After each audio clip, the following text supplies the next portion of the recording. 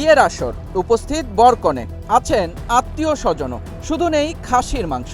আর ঠিক এ কারণেই কনেকে ফেলেই চলে গেলেন এক জাপান প্রবাসী বর। তুচ্ছ এ ঘটনাটি ঘটেছে ব্রাহ্মণবাড়িয়ার আখাউড়ায়। ঘটনার পর কনেপক্ষ এবং স্থানীয় বাসিন্দাদের মধ্যে সৃষ্টি হয়েছে চরম ক্ষোভ ও চাঞ্চল্যের।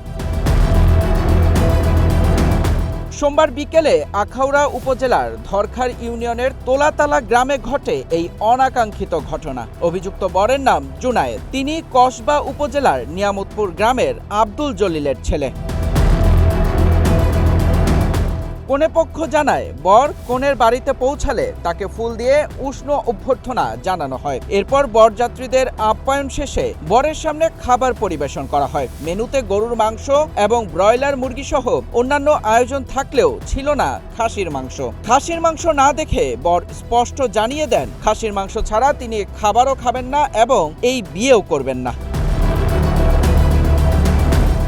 এ বিষয়ে কনের বাবা ক্ষুব্ধ হয়ে বলেন, আমাকে আগে জানানো হলে আমি অবশ্যই খাসির মাংসের ব্যবস্থা করতাম। হঠাৎ করে কিছু না বলে সামান্য খাবারের জন্য একটা মেয়ের জীবন নিয়ে এভাবে ছিনিমিনি খেলা হবে তা ভাবতে পারিনি। কনে পক্ষের স্বজন এবং স্থানীয় মুরব্বীরা বরকে বোঝানোর আপ্রাণ চেষ্টা করলেও তিনি নিজের সিদ্ধান্তে অনড় থাকেন। এক পর্যায়ে সবাইকে অবাক করে দিয়ে তিনি একাই বিয়ের আসর ত্যাগ করে চলে যান। স্থানীয় ইউপি সদস্য আশিক মিয়া জানান, বরের আচরণ ও কথাবার্তা অস্বাভাবিক ছিল। খাসির মাংসের মতো সামান্য কারণে বিয়ে ভেঙে চলে যাওয়া কোনো সুস্থ মানুষের কাজ হতে পারে না।